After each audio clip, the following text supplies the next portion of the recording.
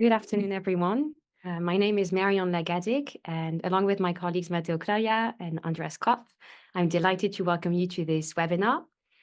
Today, we are going to present the work that we did in partnership with the European Commission's Directorate General for Structural Reform Support, DG Reform, the Hellenic Ministry of Infrastructure and Transport, and the Hellenic Ministry of the Environment and Energy. Through this EU-funded project, we have supported the Greek government in its efforts to foster the uptake of sustainable mobility practices in the country. This project was structured in two work streams, one focusing on sustainable urban mobility plans, and you can find these deliverables published on the ITF website, and another one focusing on the uptake of EVs and the development of charging infrastructure. And this is what we are going to discuss today. So before we go into the results, I'm just going to set the scene and provide some context about electromobility in Greece. The European Union has set itself the goal of reaching zero net greenhouse gas emissions by 2050. The transport sector was responsible for 23% of greenhouse gas emissions in 2020. So decarbonizing it appears critical for this goal to be achieved. Like the rest of the European Union, the Greek transport sector remains highly dependent on fossil fuels, which accounted for 96% of the sector's final energy consumption in 2020, as you can see on this graph. At the time when our project started, the Greek government was already committed to the promotion of electromobility through subsidy programs, tax incentives, and ongoing work on supporting the development of public charging infrastructure. And these efforts had resulted in fast progress. According to the European Union's Alternative Fuel Observatory, battery electric vehicles accounted for 9.6% of new car registration in Greece as of March 2024, up from 2.6% in 2020. Yet this share remains well below the EU average of 17.8%. And indeed, Greece faces specific challenges. Vehicle affordability is a key concern for Greek consumers, leading to a dependence on cheaper used vehicle imports. 41% of the newly registered passenger cars entering Greece for the first time in 2022 were conventionally fueled and secondhand. This share has almost doubled from just 21% in 2015. Greece also has the oldest car fleet in Europe, and this fleet has been aging. As you can see on this graph, the mean car age has risen from 10.5 years in 2005 to 16.1 years in 2022. So this is a challenge, but also represents an opportunity, as many vehicles will need replacing in the next 5 years, and subsidy schemes and charging infrastructure need to be ready for this change to happen and support the uptake of EVs. So what exactly did we do to support the Greek government in this project? First, we worked on the benchmark of Greek subsidy schemes for EVs and charging infrastructure. We compared Greek policies promoting charging infrastructure in local and regional authorities to identify the most promising models and discuss potential challenges. We assessed the alternative fuels infrastructure regulation targets in the Greek context, and we also conducted a quantitative analysis of future EV charging demand under different scenarios to highlight electromobility's potential impacts on the grid and identify ways to avoid bottlenecks. So we are delighted to present these results to you today. I will hand over to my colleagues Matteo Claria and Andreas Kopf that will go into greater detail. There will be time for questions at the end of the presentation, and feel free to drop your questions in the Q&A box or in the chat as we go. Thank you, Marion. So I'll be walking you through the first chapter, let's say, of our report, of our project, which looked specifically at subsidy schemes to support the uptake of electric vehicles within Greece. So, check. As Marion mentioned, the Greek market is still relatively price sensitive, we're still at the relatively early stages of electromobility and EV adoption within Greece. And therefore, there is still remains quite a lot of hesitancy in the market to adopt vehicles that still remain considerably more expensive than conventional internal combustion engine vehicles. The Greek market is typically associated with buying, even for new vehicles, relatively affordable models, and therefore electric vehicles remain a relatively expensive option. So for these reasons, we think that, and the government has already identified, that subsidies are still a necessity within the Greek market.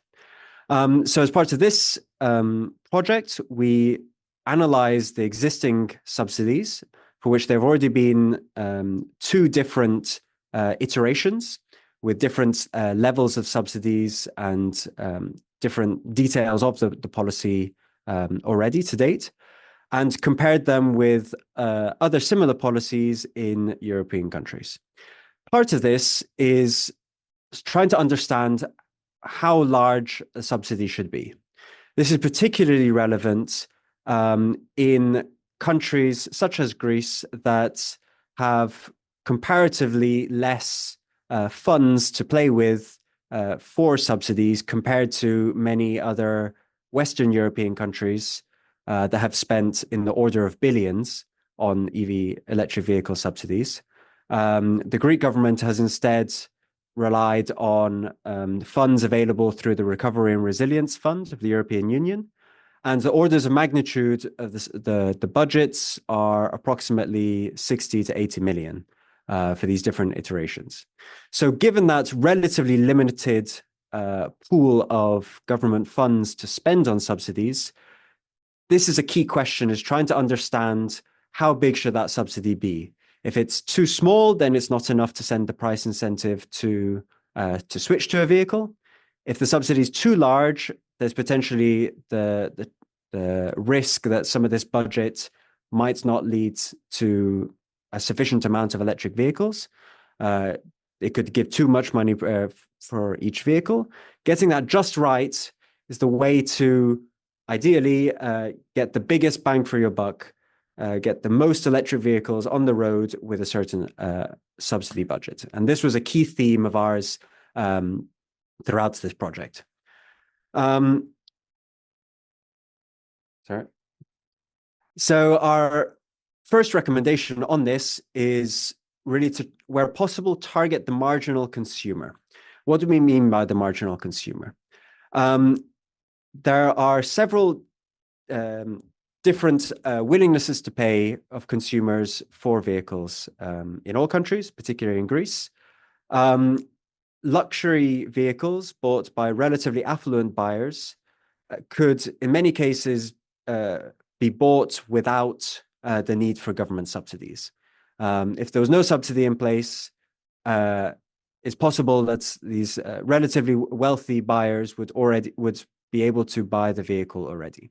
And there's a key point here that vehicle taxation also plays a role, that conventional vehicles must also be taxed where possible to, again, provide that incentive that subsidies aren't always necessary, particularly for this higher end of the market. So ideally, subsidies should be targeted to the consumers that need that extra bit of money just to tip them into buying an electric vehicle. There's some types of consumers that, no matter how big a subsidy you give, will never be able to realistically switch to an electric vehicle. It's finding that sweet middle, that marginal consumer. So we looked in particular at the past iterations of the subsidy schemes in Greece, which is known as the I Move Electric scheme. And in the first iteration, IME1, they had a cap on which vehicles would be eligible for subsidies. In particular, vehicles that cost more than 50,000 euro, so relatively luxury vehicles, were not eligible for subsidies. And therefore, all of the subsidy budget was spent on more affordable vehicles. However, in the second phase of the subsidy scheme, this limit was removed. And what was seen was that almost a quarter of the electric vehicles that were subsidized cost more than 50,000 euro. And arguably, these consumers of these types of vehicles could be in a position to afford these types of vehicles even without a subsidy, as we saw within the first phase. So therefore, almost a quarter of this budget perhaps could have been better spent on the more affordable end of the spectrum. And if we compare this with other European countries, for example, France, Italy, Spain, but not also other European countries, they all still have limitations on the value of the vehicles that can be subsidized. And we would recommend reinstating these within Greece to help target that marginal consumer as much as possible. We then also looked at, again, comparing the Greek subsidies to other European countries.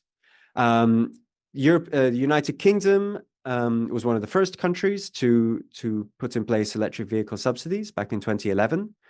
And the key theme here is that in many European countries, the overall magnitude of the subsidy has scaled down over time with the increasing adoption of electric vehicles within new sales.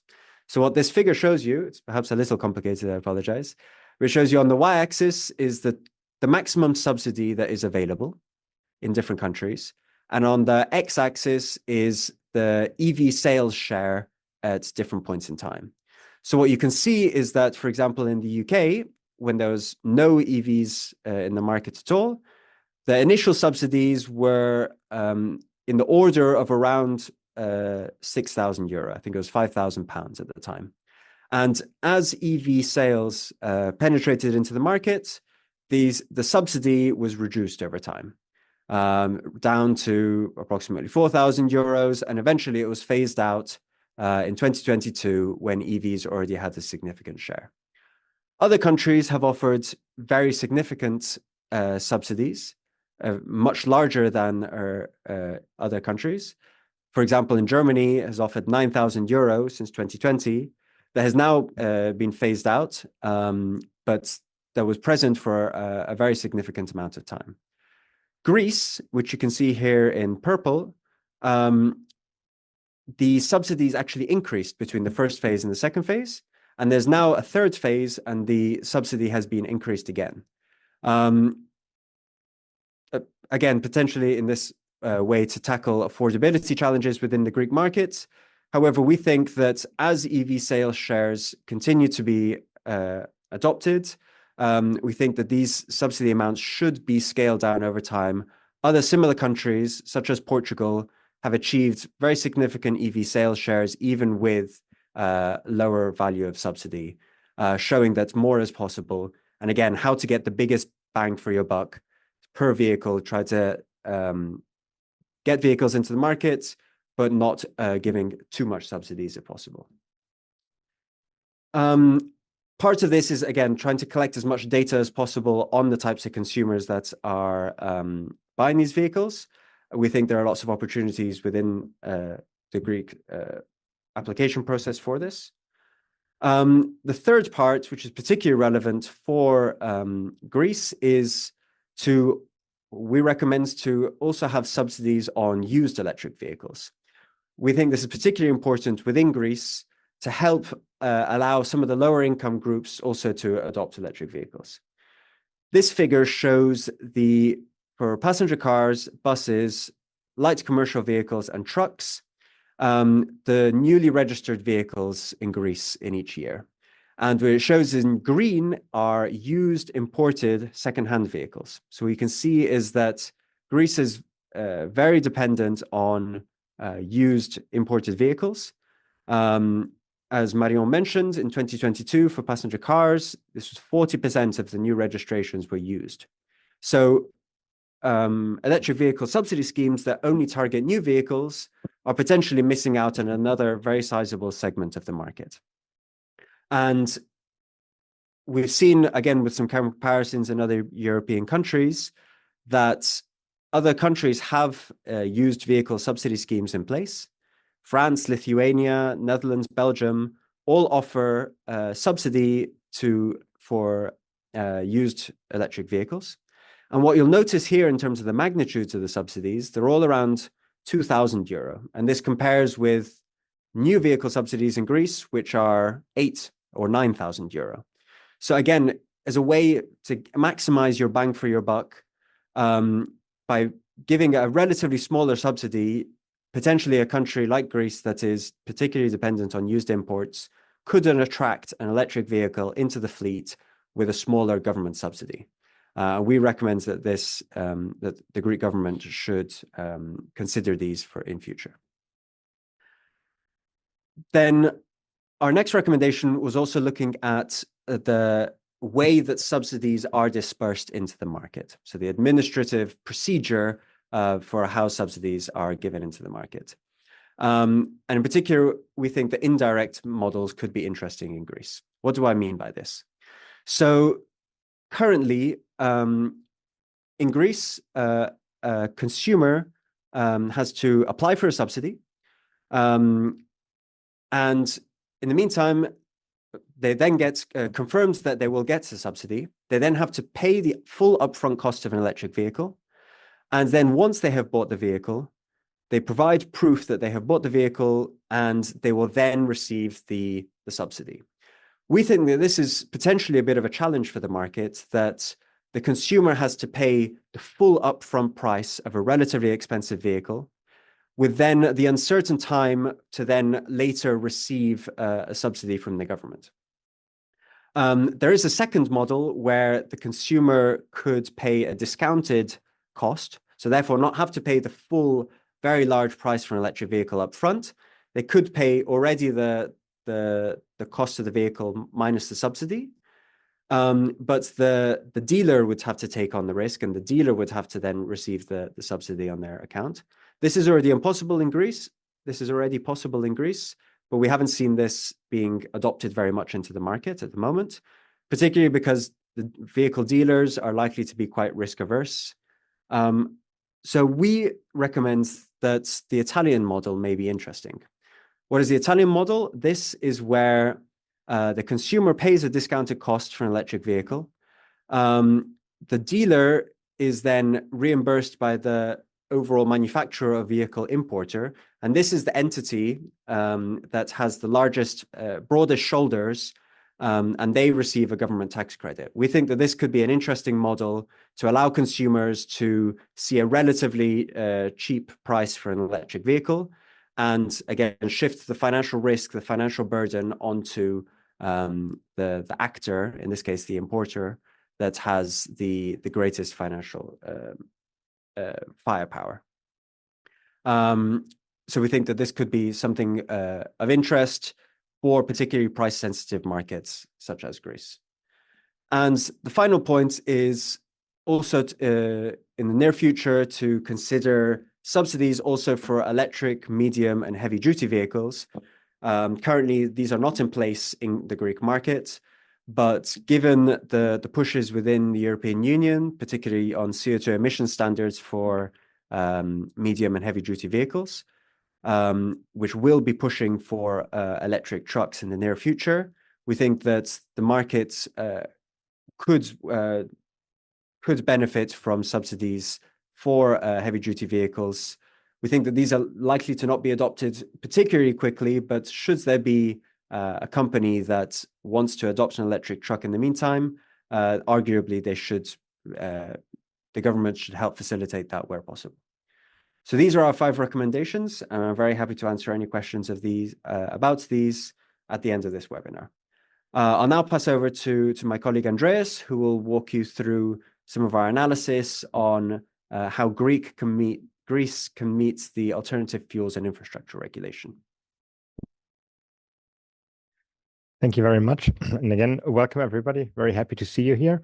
So I guess another topic we have had a look into in the study is to see what is the potential impact of EV uptake in Greece on the electricity grid and how that would relate with the targets of the alternative fuels infrastructure regulation, which sets binding targets for charging infrastructure. And so let's just jump right into it.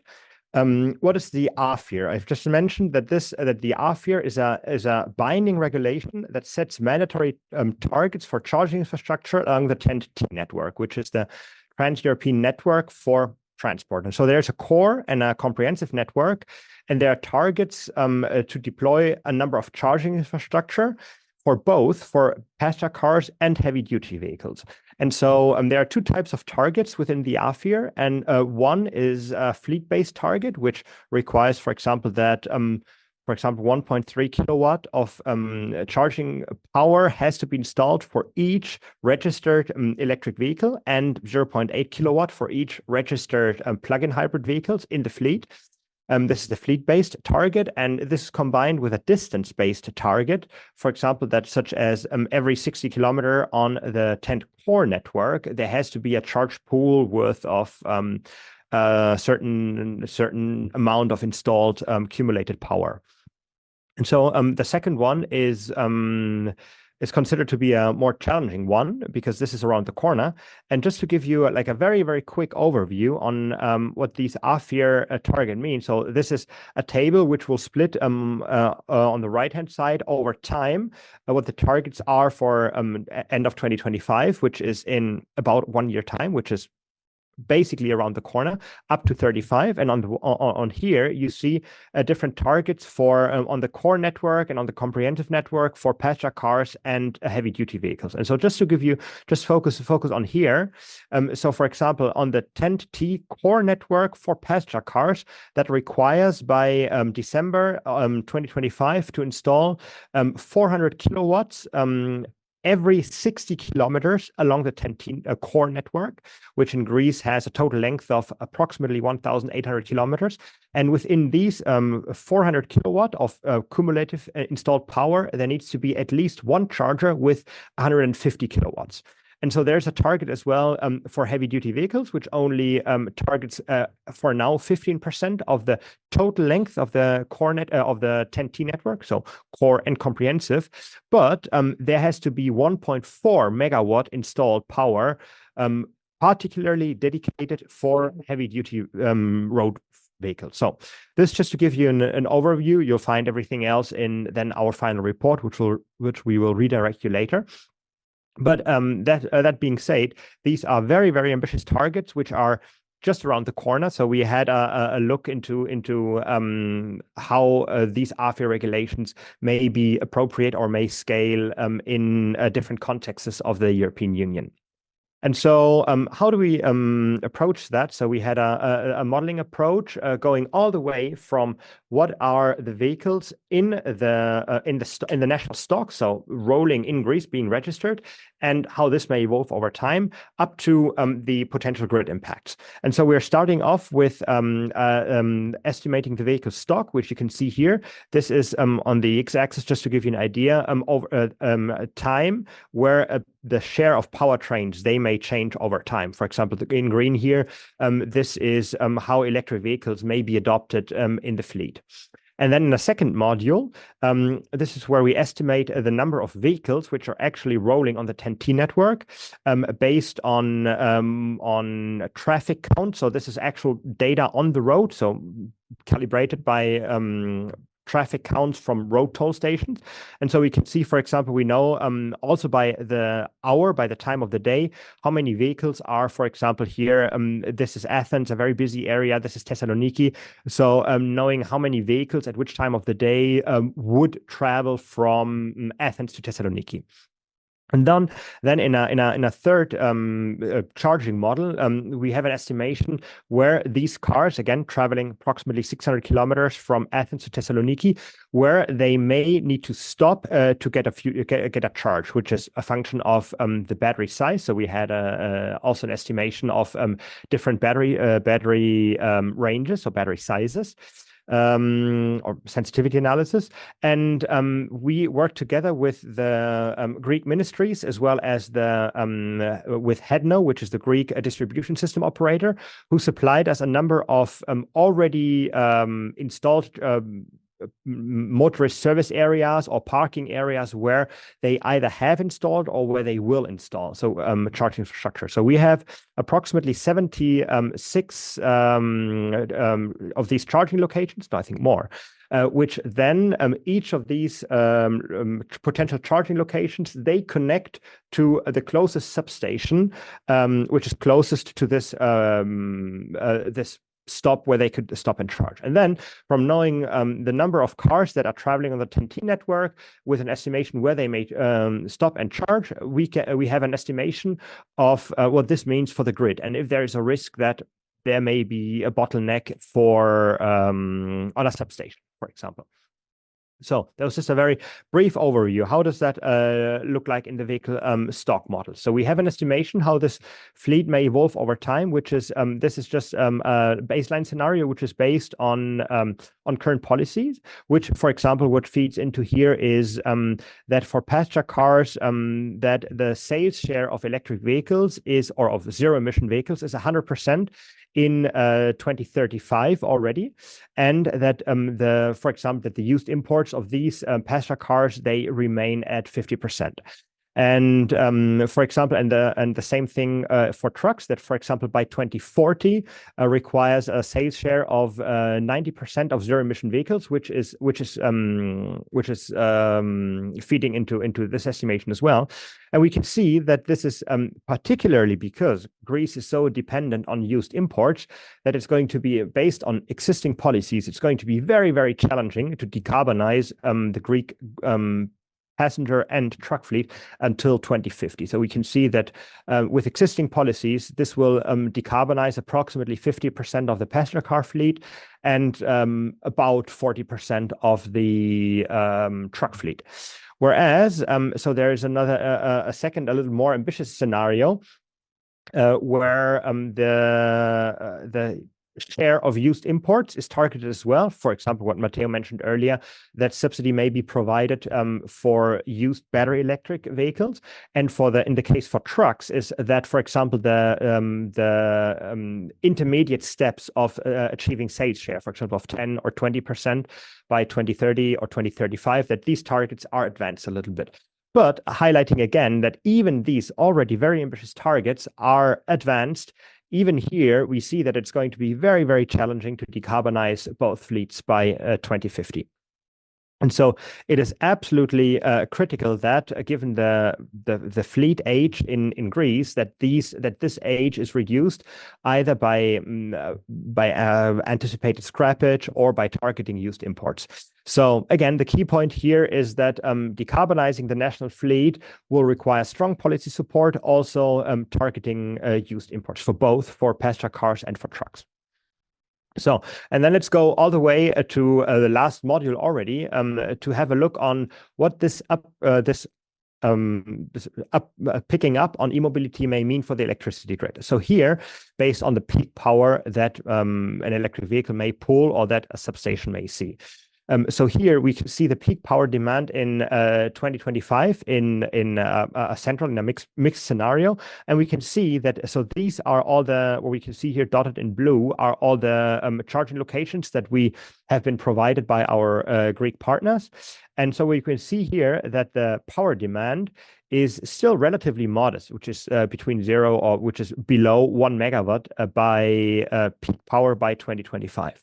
However, this as time evolves, and so now we are at in 2030 already, and then 2035, that the peak power demand will significantly increase over time as EV adoption increases, and so we can see that this is particularly in the large central part of Greece is where where are the most busiest roads and where the majority of the traffic will happen. So this varies again a little bit for the freight corridors, which are particularly heavily occupied by freight and by passenger cars. So again, this is in the central part of Greece, which is taken by Greeks, so for particularly to go on long distance travels. And so we can see that this peak power will significantly pick up in the middle and towards the end of the next century, increasing up to 5 megawatts of peak power in Greece. So what does that mean for the grid impact? So what we can see here is, again, on the x-axis is time, is the number of substations that we have included in our analysis, which connect to these charging locations that we've been provided with. And so what you can see here colored is the load share that these substations will see from e-mobility. So from grouped together from passenger cars and from trucks. And so we can see that while this is still in this decade relatively modest, so this will account for less than the electromobility load share will account for less than 10%. This will increase significantly in the next coming years. In the next decade, is that EV load will account for 10 to 20 in a few substations, up to 40 or even more than 40% of the substation loading will only be due to electromobility. And then if we go a step further, what does that mean? So this is the relative share. And then if we go a step further to see if there's a risk that these substations have a risk to be overloaded, or in which load level, is the same again, that we see the number of substations that we have included in our analysis and what is their load level. And so we can see for a baseline scenario is that they have relatively moderate loads. So in this decade, of a majority of the substations, they see a load of below 65%. But as the EV charging demand or e-mobility picks up in Greece, is that charging demand will lead to a growing number of substations that are within high or even in high load, which is between 65 and 80%, and some substations even risk to overload starting in the middle of the next decade. And so what our partners at the distribution system operator, HEDNO, they have indicated that up from if substation loading is approaching 80%, this is when they consider to upgrade a substation, because they always need a share of backup in case there are unforeseen power outages, which a substation always have to provide. And then let's have a second look as well on how this compares to the AFIR scenario. So in this AFIR, we have implemented the AFIR regulation. So based on what we've seen in one of the first slides, the mandatory targets. And so we can see that the AFIR targets are quite a bit more ambitious, or are more ambitious than what may happen according to how Greece is currently even accelerating their uptake in electromobility. And so we can see that even a quarter of the substations are already in high loading or risking to overload if these AFIR targets would be considered in the Greek context. So I think I'll stop here and then just finalize or finish with a couple of recommendations that we have provided to the Greek government.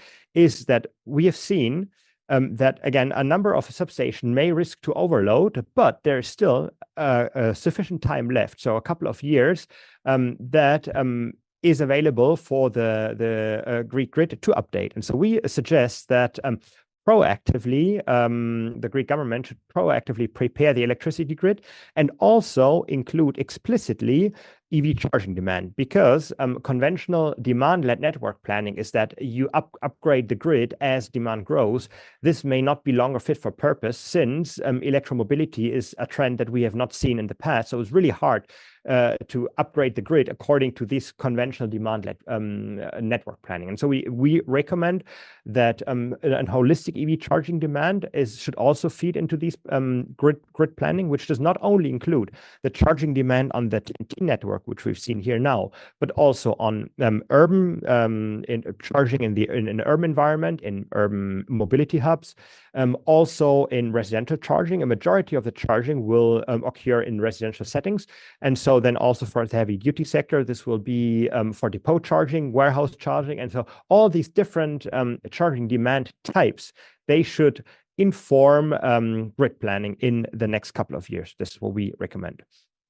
A second recommendation is that we recommend to align network reinforcement strategies with AFIR requirements and demand projections, which means that it may be well spent. So instead of deploying AFIR or charge pools over the entire country in Greece, which then is a little bit in the backyard or in the outskirts in Greece, which risk to be underutilized for a while, that we suggest that network reinforcement strategies are aligned with demand projections. So where actually there will be very soon increasing demand, so this infrastructure that is deployed sees good utilization.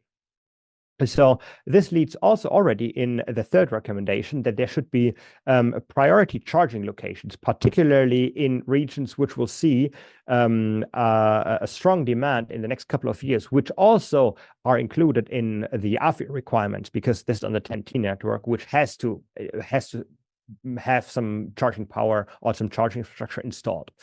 And so then if we go then to the fourth recommendation, we have seen that the timescales and the permitting and approval processes, they can be quite slow. So in reinforcing the electricity grid, particularly upgrading a substation, which is particularly challenging and time intensive, can take from 5 to 6 years up to 11 years, which sometimes is due to permitting and court appealing processes, which have a high potential to slow down these permitting and approval processes. And so how can you do that? Which we may have a little bit time later to go a little bit closer into that. And so then a fifth recommendation is that there are many, many different stakeholders in Greece that are trying to advance this mobility, this e-mobility, which is not only the Greek government, but is policy making, but is also a distribution system operator, a transmission system operator, the regulatory authority, and charge point operator, as well as road concessionaires or even logistic companies who would like to adopt electric vehicles, but they see challenges in where they may charge. And so it's really, really is challenging to get all these stakeholders together on one table and actually work together.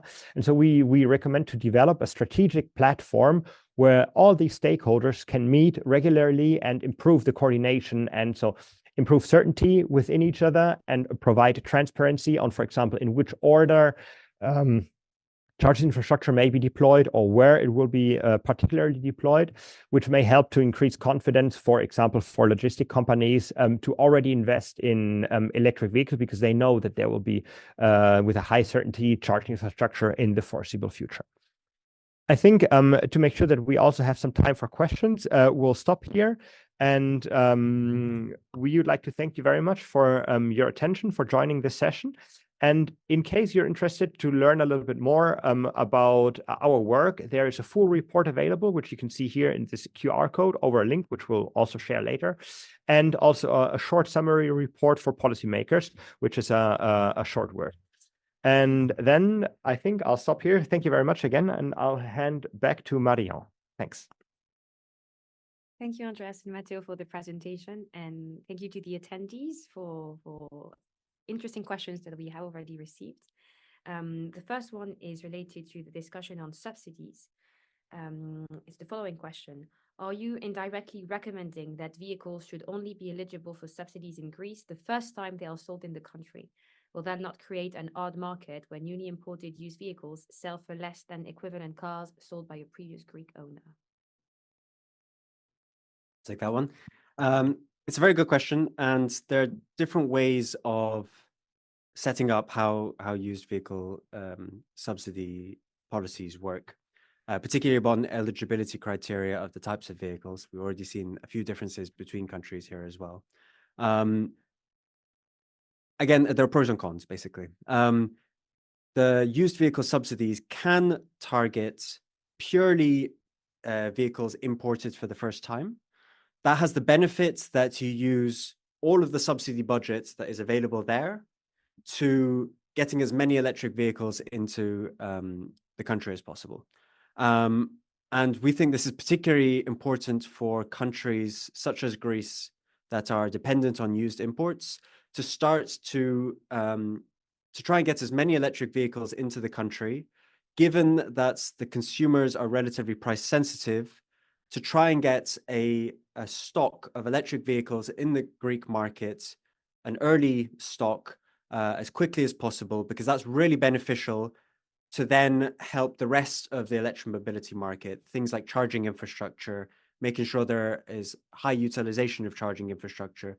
There has to be a critical mass of electric vehicles at the start, and used vehicles can be important for that, in a way that many other Western European countries have already achieved. So they can be useful for that. However, used subsidies can also be used within the country. So vehicles sold nationally within the country.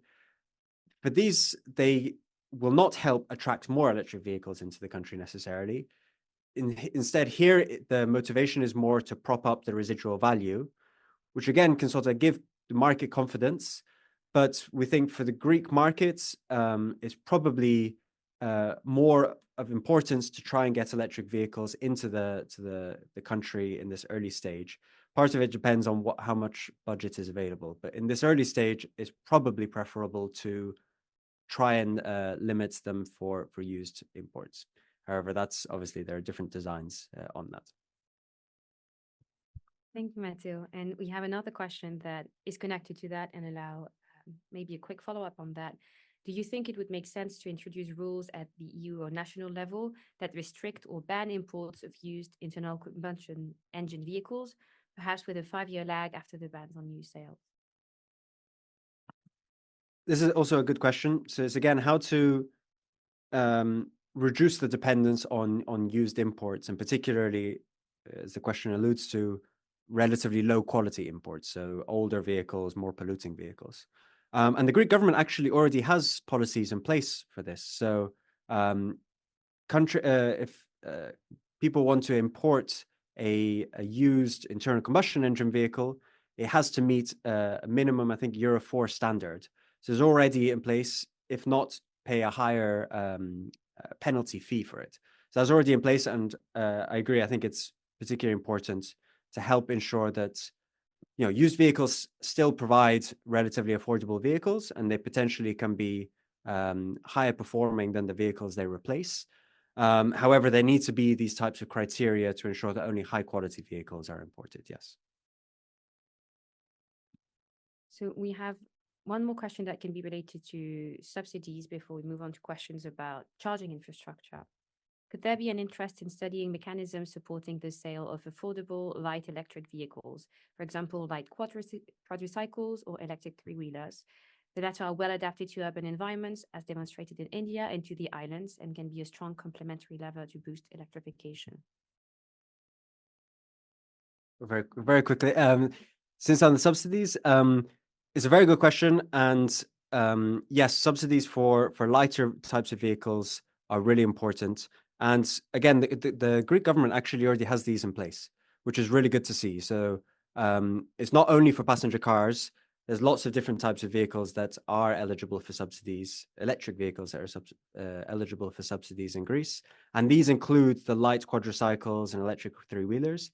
And these are potentially are higher priority than even for passenger cars, because for every euro spent on a subsidy for these types of vehicles, you're likely to get greater carbon savings, CO2 emission savings, than you are for passenger cars. So again, these are already in place, and they're particularly important to have in all countries. I don't know if you want to add anything. I think we have time for a couple more questions. One related to charging infrastructure. We have an attendee commenting, I've never been to Greece, but I imagine very many people live in all parts of the city without private parking or access to on-street parking. How do you recommend Greece should provide charging to these car owners? So this is also an excellent question, and that was part of our study as well, which now here in this study we did not have time to focus on, but you'll find more in the report, which now I'd like try to answer. So this is indeed the case that particularly in urban environments in big cities, many people are living in apartment dwellings, in multi-unit apartment buildings. And so for that, this is particularly important that there is a sufficient number of on-street parking deployed, which is most likely on public land, which combines with destination charging, for example, in supermarkets, in malls, in when people go for a couple of hours a day and they go and buy things in the supermarket, they can charge. And so the private sector has already been active and deploying infrastructure in these destination locations. And the Greek government also they have already installed a couple of charger in urban environments. And so they have been particularly active with something with MCP, municipality charging plans, now remember.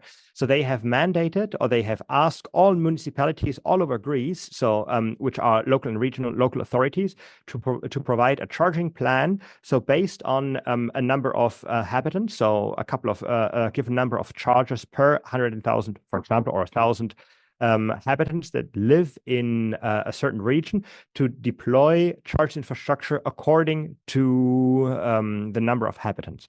And so these are very, very ambitious, pretty ambitious targets, but I think this is a very good approach that that the Greek government took, that to deploy charging infrastructure on a local level. And they have also made available a significant amount of subsidies, which are supposed to support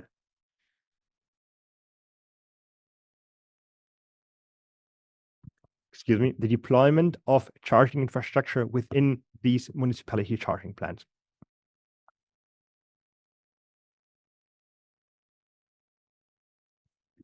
Thank you. And as we are running a bit over time, let's take one final question to close this discussion. Do you have any comment on e-retrofits, in particular of heavy trucks? Your vehicle stock model showed that new BETs will simply not be a viable strategy to cut road freight emissions within a responsible time frame. That's an excellent question. So this is something we've seen, that it's going to be very, very hard to decarbonize the Greek fleet, both through new sales and even with targeting used imports. So yes, this is certainly a something that should be started to look into to be looked at the Greek government. But I think there are also a couple of questions to be answered. If is this economically viable, then what would that require in terms of adding a new battery, which may not be not perfectly work together with the propulsion system. So there are many questions to be answered before, and quite a few challenges ahead. But this is something that we believe is a significant part of the solution. First, in this context in Eastern Europe, which we have certainly seen that this is a challenge. But then also tackling climate change is not a European or Western European problem. There's a global problem. And so these challenges that we're seeing here, that Greece is in particularly dependent on used imports, this is even more the case in the global south, where even countries are reliant on used imports up to 95%, even for passenger cars. And then the dependence for heavy duty cars, heavy duty trucks will be even higher. So yes, in order to decarbonize, let's say, the global fleet, this will most likely be a good part of the solution as well, that we need to start looking into retrofit. So yes, we would like to motivate everybody to continue the work, or to start work on these things, to provide more understanding on that, which is something we'll certainly also do. Add something? If I can just add, I think for heavy duty vehicles, they may be particularly relevant. There's still research that needs to be done on this topic. For passenger cars, from our understanding, the making it cost competitive, doing retrofitting old conventional cars with an electric powertrain at scale, doing that cost competitively is likely to be quite challenging. But for heavy duty vehicles, where the operational costs account for a larger share of the overall cost of ownership of the vehicle, there is the potential there that should be explored further. Can it be cost competitive? I think there's a greater potential for heavy duty vehicles. However, there's still, as Andreas said, lots of questions about, how big a battery could you put into these types of vehicles, and therefore would it be able to satisfy lots of the requirements that are needed for these types of vehicles. Lots of open questions, but definitely a need for research in this area. Thank you very much. I think we will need to close here because we ran a bit over time. But if you have any outstanding questions, please feel free to get in touch with us. We also recommend downloading these reports and the summary report that is also available, that was written for policymakers. We thank you all for your attention and wish you a good rest of the afternoon. Thank you very much.